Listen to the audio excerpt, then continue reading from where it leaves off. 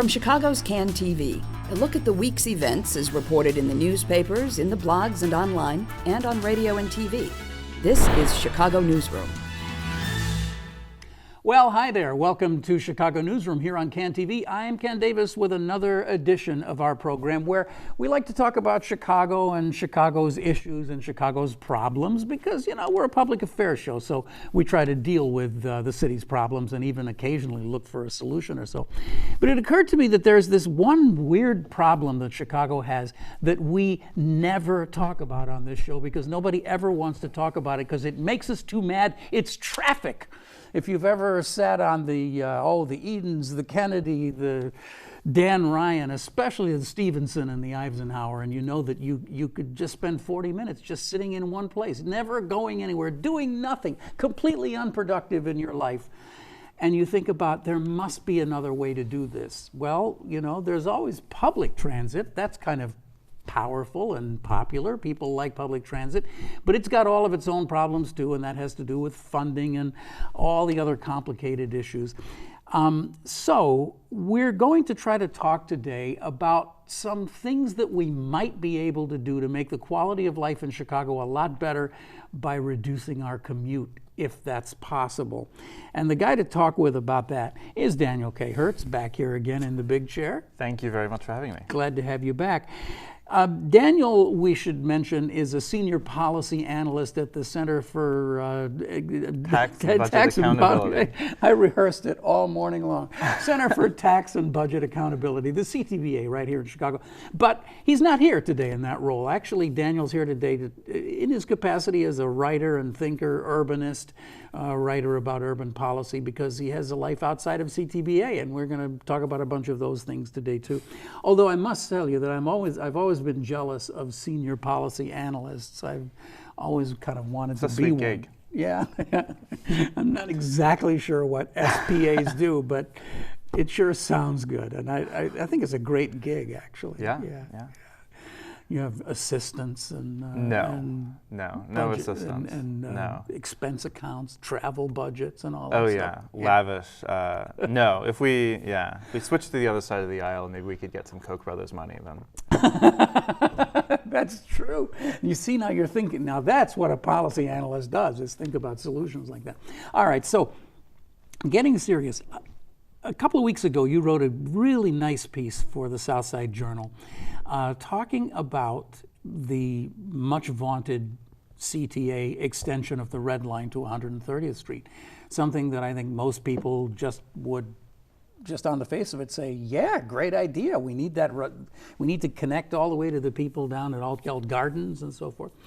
But you actually, and some others before you, have posited that there's a way to do essentially the same thing without laying one piece of track. Yeah. So the piece in the Southside Weekly was sort of about transit on the South Side in general, but one of the big things that I talked about was the fact that the CTA or the South Side has this like sort of secondary ghost rail network, which is the Metra. Right, and there's actually more Metra stations on the South Side than there are L stations. Mm-hmm. But they're really underutilized probably because the trains don't come very often, right? So they'll only come once an hour, maybe outside of rush hour. They're more expensive than the CTA, and you can't use a CTA pass on them, and you can't transfer between the bus and the rail like a lot of people do on the L. But they really represent this like amazing opportunity to sort of double the L network on the South Side. Mm-hmm. And people have talked about it in terms of the Metra electric line that runs on the sort of South Lakefront down through Hyde Park and into South Shore. But another branch of that Metra electric line actually runs straight through Roseland, Pullman, almost exactly the area where the Red Line extension would go. And there's already track there, there's already stations every half mile. Mm-hmm. Trains already carry passengers there. It's just a matter of changing the service, basically. Mm-hmm. So I talked about that. So we're gonna put a map up on the screen here so that we can kind of figure out where we're going. But right now, if if everything goes right, you're looking at a picture, right, a shot right now of the CTA's plan. So imagine in your head, it starts at the Dan Ryan at 95th Street, and then it kind of winds along some railroad track and gets down along South Aberdeen and then ends up at 130th Street. But Right. it uses existing, or I don't know, partially abandoned in some cases, rail right-of-way, right? Right. It uses freight rail right-of-way that's sort of built, I believe, to the side of what's now a freight train right-of-way. So Which not is too different from what happened with the Orange Line when they built very portions similar of the to what Orange happened to Line. the Orange Line. And the benefit to that, obviously, is you don't have to build a subway. You don't have to build, for the most part, you don't have to build elevated track, although there will be part of it that would be elevated. And it's cheap, right? You don't have to acquire a bunch of land that's currently occupied by somebody else.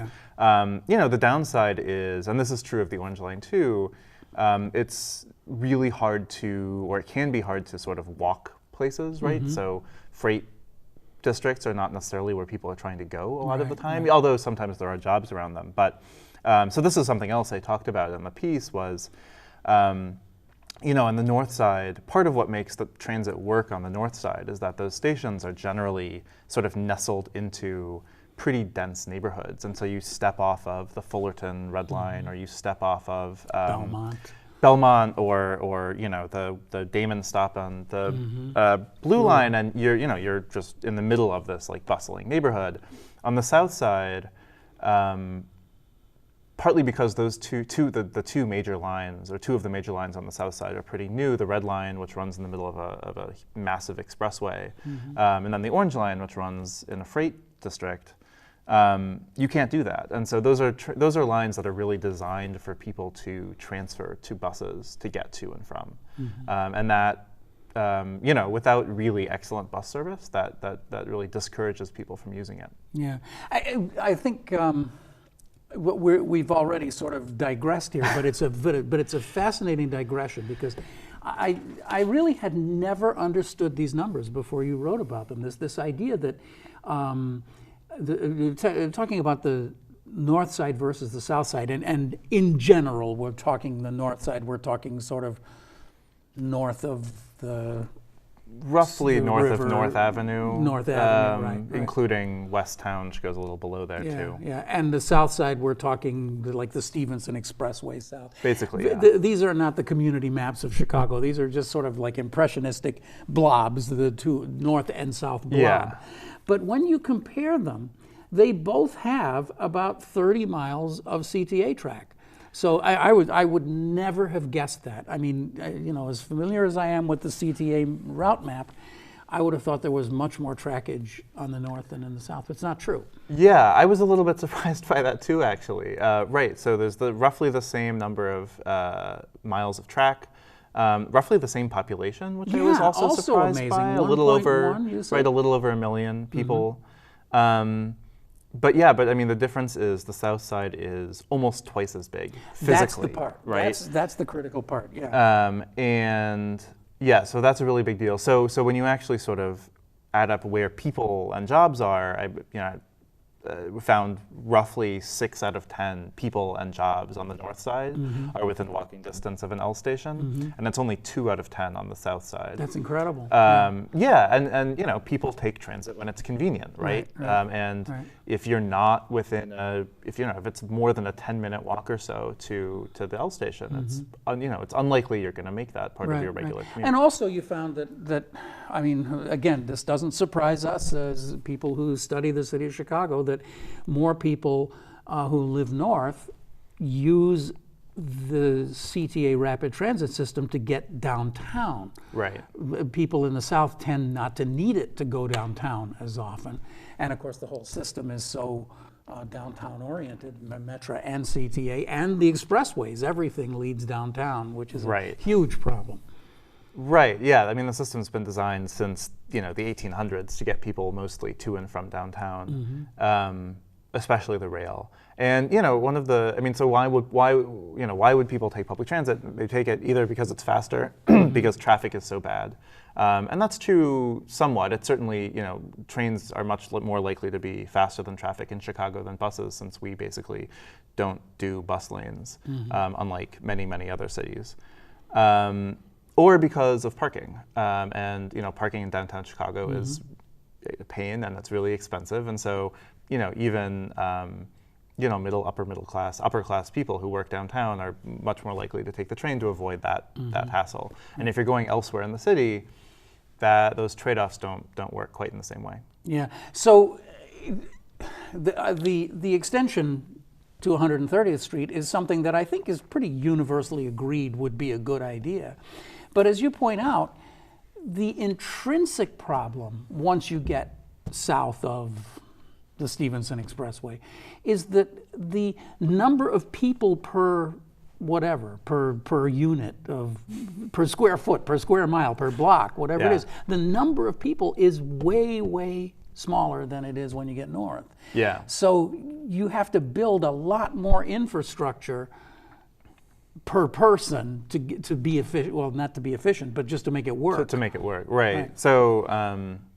So there's no, the Red Line extension would be great. To have the Red Line go down to 130th Street would be great, but there's no one line or extension that would revolutionize transit access on the south side, because it is relatively dispersed. So you're never going to have that Red Line backbone, that spine that you have running from downtown virtually all the way into Evanston or Wilmette. Right. I mean, it's every station is critical. Yeah, and to be clear, the South Side is not. It's not as if it's prairie land, right? Like, no, of course not. And it's still. I think I found the areas within.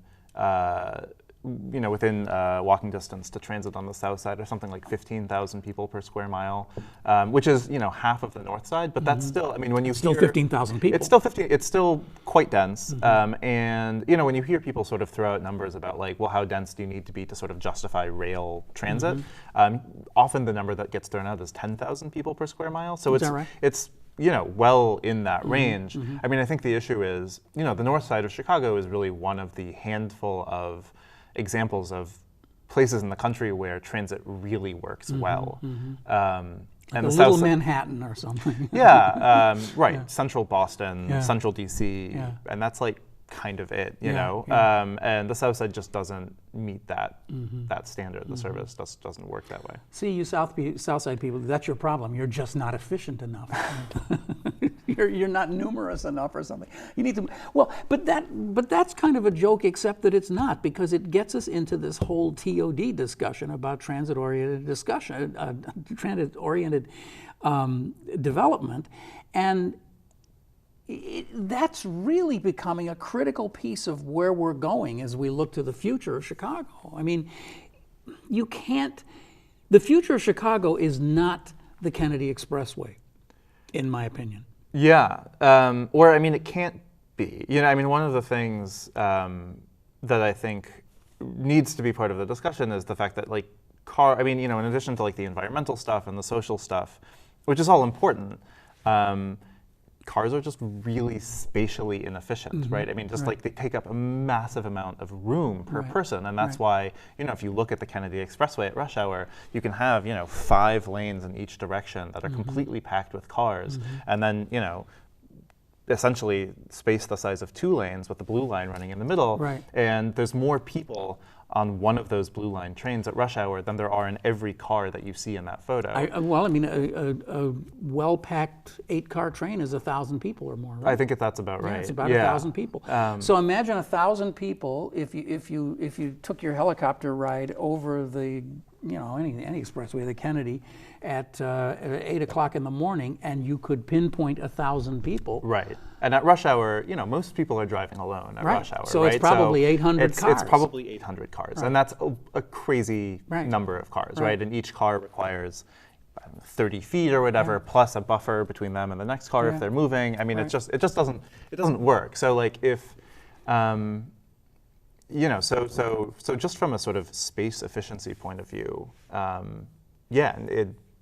designing streets so that sort of transit is the primary way that people get around is makes sense. But of course, we really just kind of come down to this conundrum, don't we? If we could just sort of like pick Chicago up and float it up in the air about a mile and then rebuild the infrastructure and put it back down again, we could do all these things, but we can't. We can't do that. So we're kind of stuck in a way with what our forefathers, although I would say our mid-century forefathers kind of did to us. Right, like our uncles or something. Our uncles, that's right, exactly. Or although, I mean, so that's right. And Chicago's not a boomtown anymore, so it's not like we're sort of completely rebuilding our urban fabric every generation like we were for a while. Right. So that's one of the reasons that I focus in the piece a lot on bus service, because given what Chicago actually looks like, and especially the south side, but also the north side, and certainly the suburbs, there's no way to get good transit service without having having excellent bus service. And I think we have a tendency in the United States, because of our sort of very particular urban history, to think of bus service as something that has to be sort of second rate, that has to be bad, and that's just, in much of the rest of the world, that's just not true. And even in Chicago, I point out in the piece that, along the North Lakefront, in some of the wealthiest neighborhoods in the city, the most common way to get to work is the bus, because they have these Lakefront Express buses. Right. It's too far from the train for most people to walk, and the fastest, most convenient way is a bus.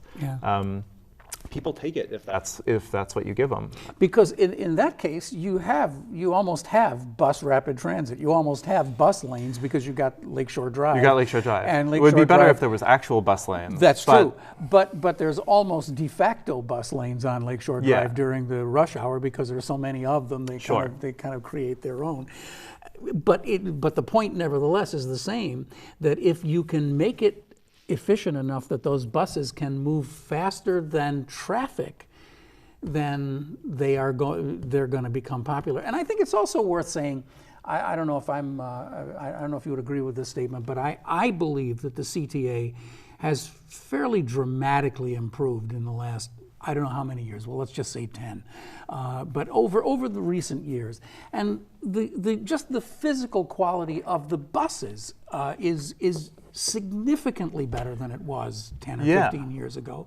Again, with all the electronics on them, so you know what stop you're at. The bus stations now, many of them have predictors on them telling you approximately when the bus is going to come, to the extent that it's even possible to know with traffic. But so the bus experience is better than it was when I was taking them to high school. Let's put it that way. But the biggest problem is that they're slow. They can't get through. They can't make it through traffic any better. So if that's the case, if it's not going to be any faster for me to get from this point to this point on a bus, well, then I might as well just drive, and at least I can listen to music that I like or something. I mean, it's just It's just crazy. Right. I mean, so fix it. You're a senior policy analyst. For God's sake, fix it. Yeah, I mean, so buses are always going to have, they're always going to have some advantages over driving, which is that it's cheaper. You can not pay attention to the road and just sort of read or zone out or whatever, and you don't have to park at the end. But the problem is, like you said, that unless they have their own lane of traffic, they're going to be slower because they have to make stops in a way that a private car doesn't have to do. Right. And then the other big one, actually, almost as big a deal or as big a deal as how fast it goes once you get on the bus, is how long do you have to wait for the bus to show up? And so that's one place where, at least in some places, we've fallen behind, not just in Chicago but around the country, that there's been this sort of steady erosion of frequency of buses. And if you have to wait certainly more than 10, 15 minutes, that's a deal breaker for most people. Oh, it absolutely is. Is that because of money, or is it other factors? Money is definitely a part of it. I think There's some, I'm not going to be able to speak about it off the cuff, but I think there is definitely some concern about sort of, efficiency of operations. Yeah. But for the most part, I think it's money. There has been a cutback in service nationally, in bus service. Yeah. So, I mean, there was a big debate that seems to have very much cooled off about building the bus rapid transit on Ashland Avenue. I mean, I get the sense that it's legally and technically still alive, but for all other purposes, it's just not going to happen. Yeah, I mean, I don't have any particular political insight on that, but yeah, I mean, it does seem to have been dropped, which is unfortunate that they couldn't find some sort of compromise solution to that, because one of Chicago's big needs is to be able to travel across the city without going to downtown, and this was a really cost-effective way of doing that. But I mean, the sort of the things that they were going to do on Ashland, the bus lanes,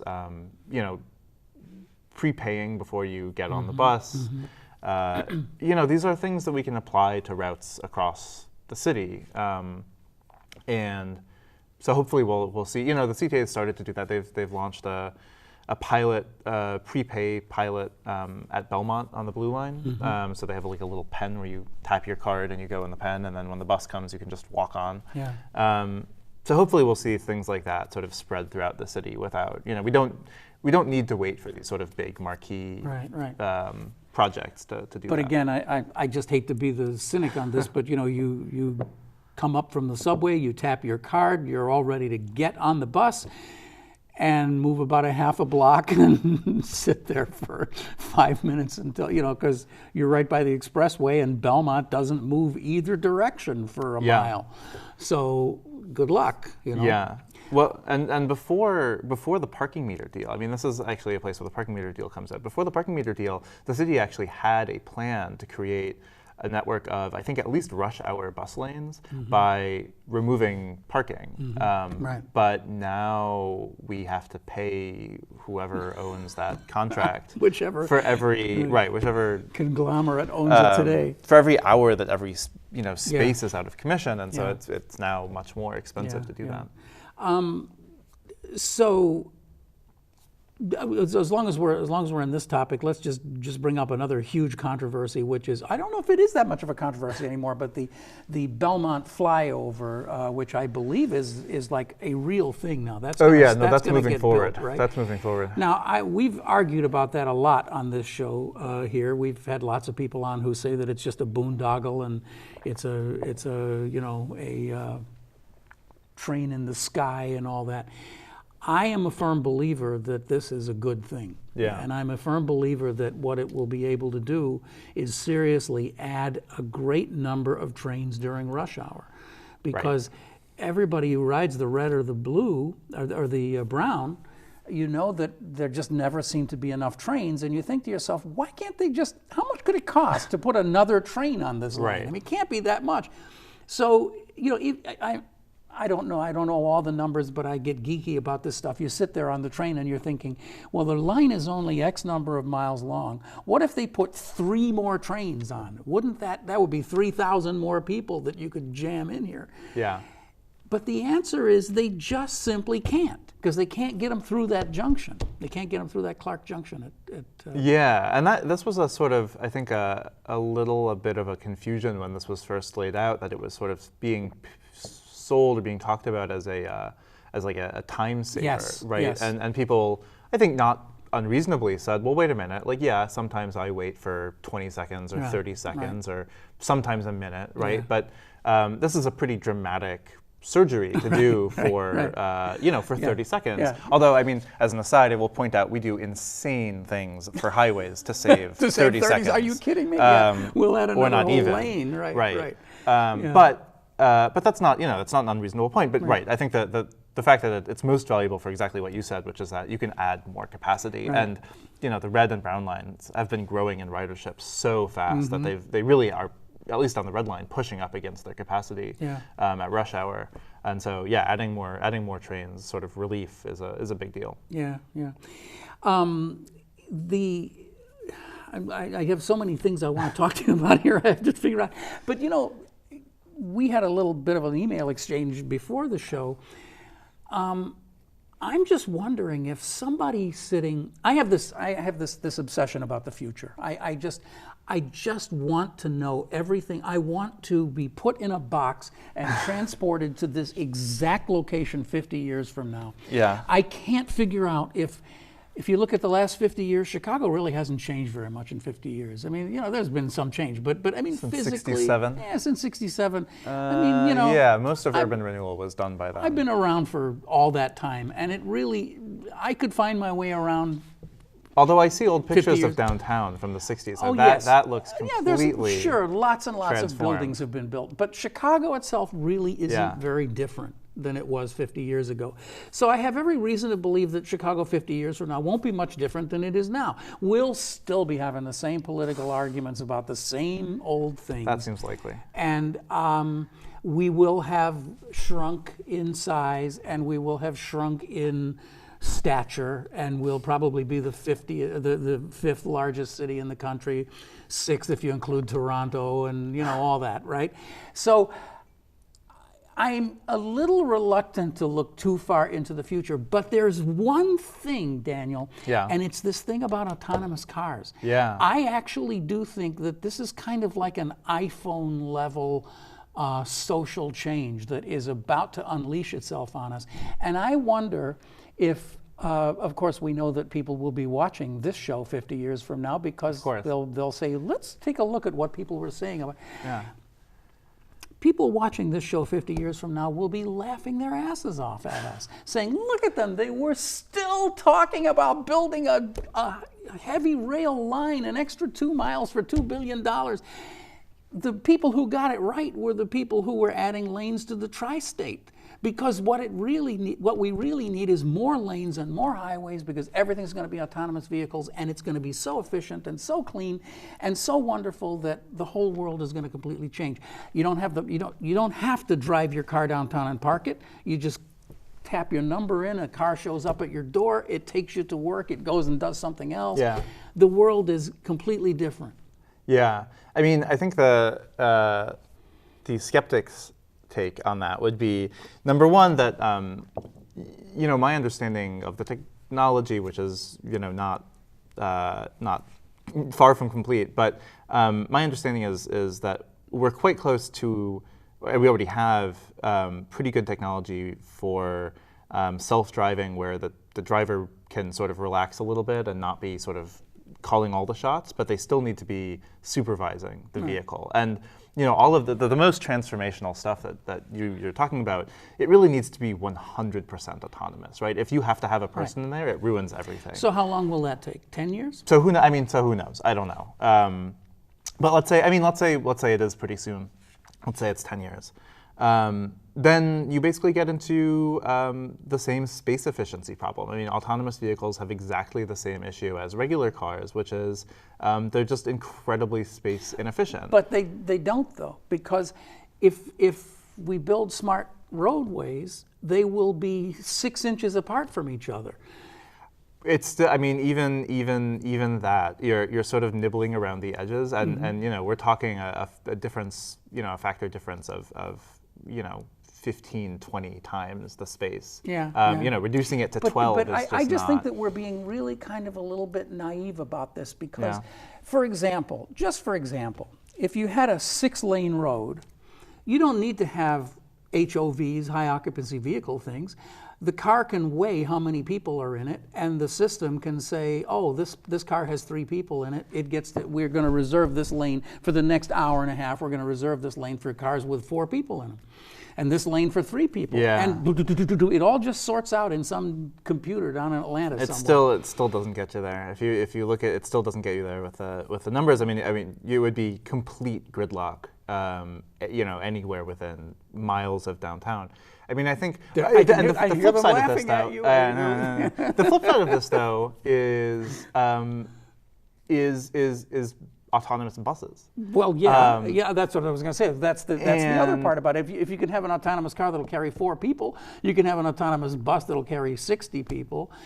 What I'm saying is, And I hate to say this because I love heavy transit infrastructure, but the days of, building subways and stuff, I think those days might be gone.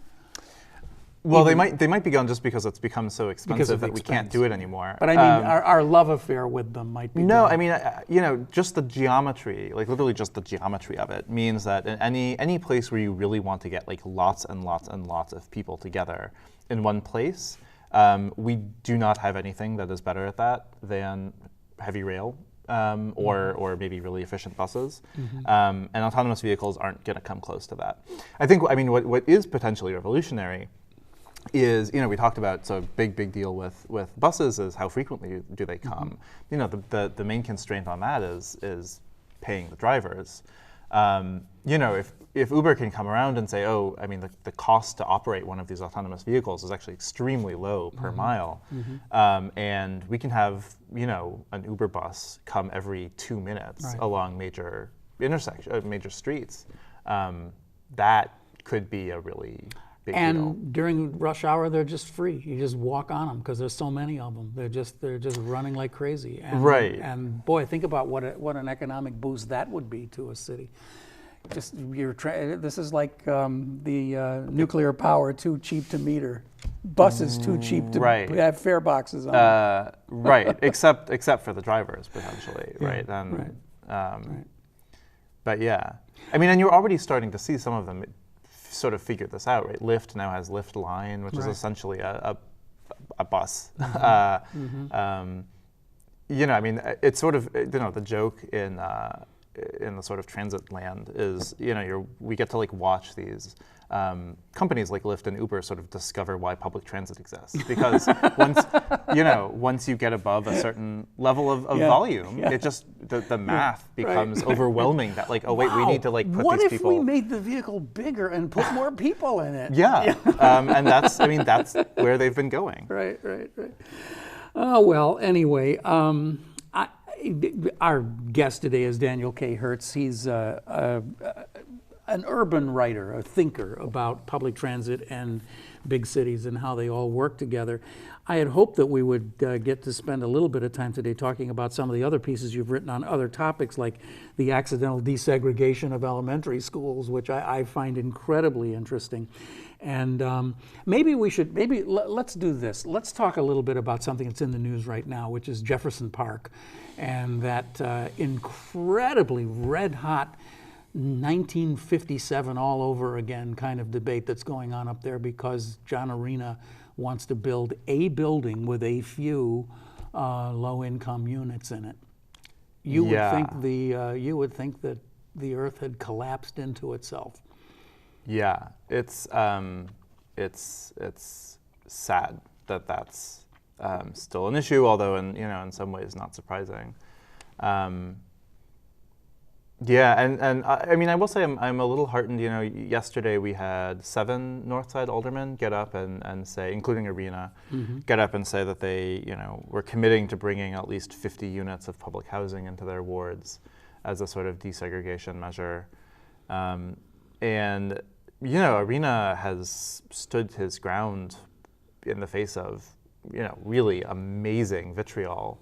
He has. It's been amazing to watch, and it's a kind of a weird profile in courage that we're not accustomed to our aldermen doing. I mean, it's just not something that we've seen happen, and I would have to say that there doesn't seem to be much of a political upside to it for him either. I mean, it seems like a good way to get unelected in Chicago, but I don't know, and and my understanding is. The guy who's run against him the last 2 elections, is helping lead the opposition. Very much so, Garrido. Because the Arena Garrido election has been going on for 8 years a decade now, and won't stop anytime soon. Right.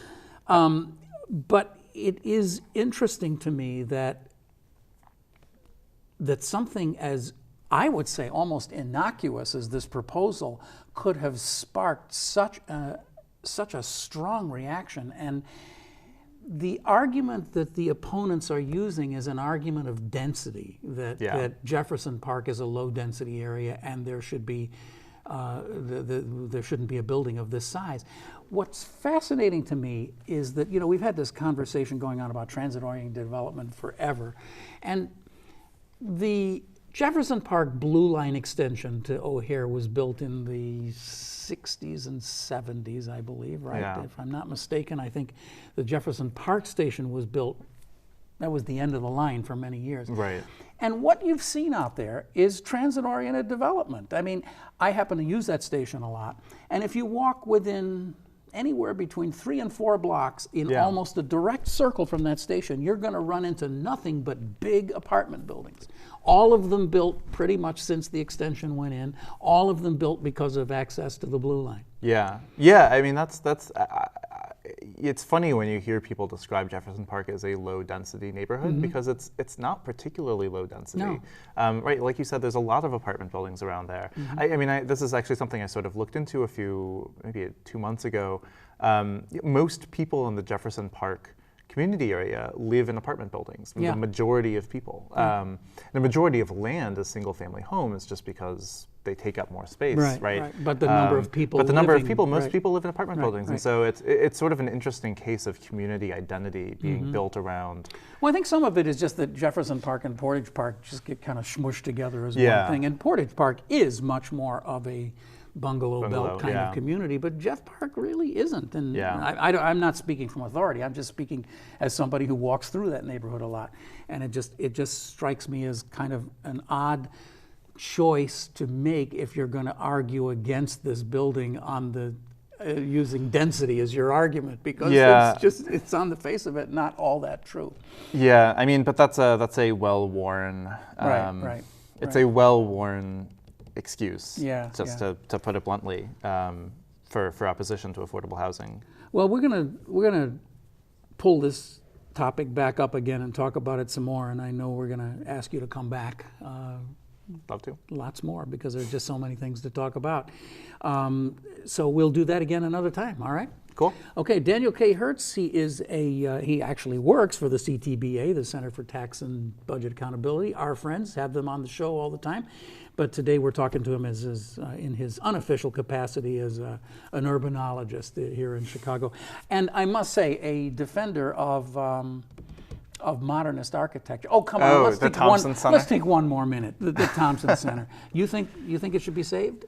Yes, I think it should be saved. I realize that it does not have a lot of lovers. I realize that it is in really bad shape. But I am thoroughly convinced that if we tear down the Thompson Center in 40 years, in 2060 or whatever, when they're publishing those Lost Chicago books, the atrium of the Thompson Center will be in there, and our kids and grandkids will be like, how could they ever have torn that down? Like one of the great railroad stations or something. Like the great railroad stations, like the federal courthouse.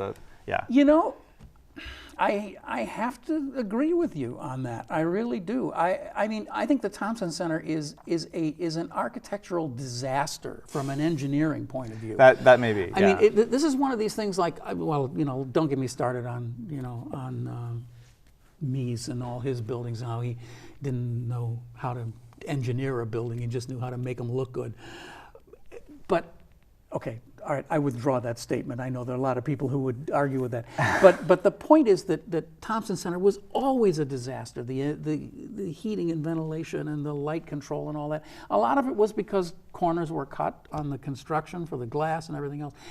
But having said all of that, there is something so dramatic about walking into that atrium 30 years on. I still walk in and look up.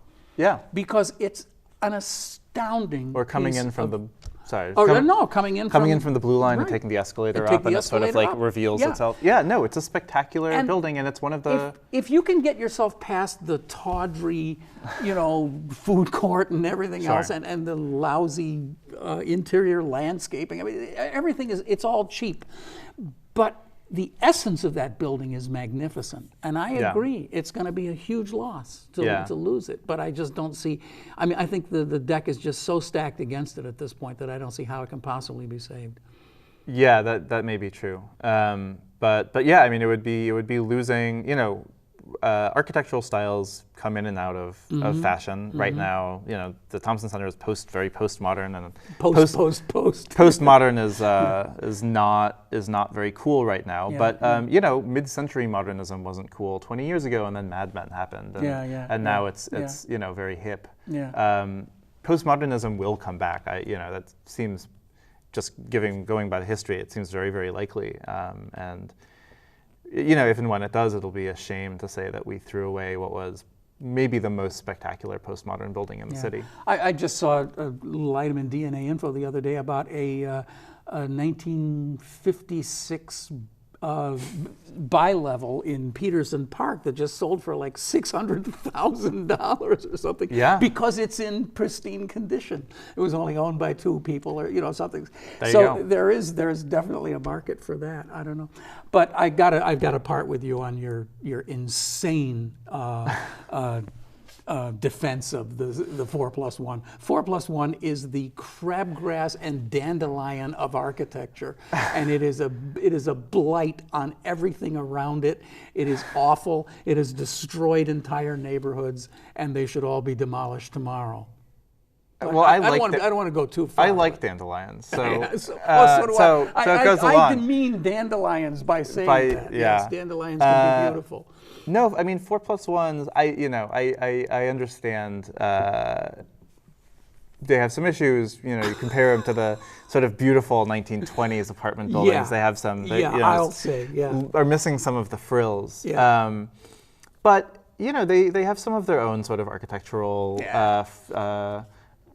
Whirly gigs on the first floor. They have sometimes some nice thing. No, they don't. But there's nothing. But from a planning perspective, they were one of the last forms of building that we could do in Chicago that were sort of low rise, high density.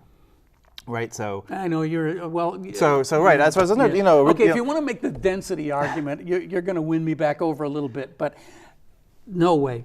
These buildings are trash, and they have not withstood the weathering of time. They were a terrible mistake. Maybe they were just interim. They were interim technology or something. So when I lived in Edgewater, right down the block from me was a 4+1 that had been rehabbed by one of these companies, that buys up properties all over and does a gut rehab, and they had done it, new coat of paint, new whatever. I looked at their listings when I was looking at that neighborhood. I couldn't afford to live in that building. So, and at least some places, 4+1s have started to sort of filter back up into the. Oh God, 4+1s are getting gentrified. Lipstick on a pig. There you go. All right, we got to go. We really have to go. It's always great talking to you, Dan. Thanks for coming in. You've been watching Chicago Newsroom, and if you live in a 4+1, I'm sorry. I apologize for all those terrible things I just said. But yeah, it doesn't matter because you can hear the neighbor's TV right through the plywood walls anyway.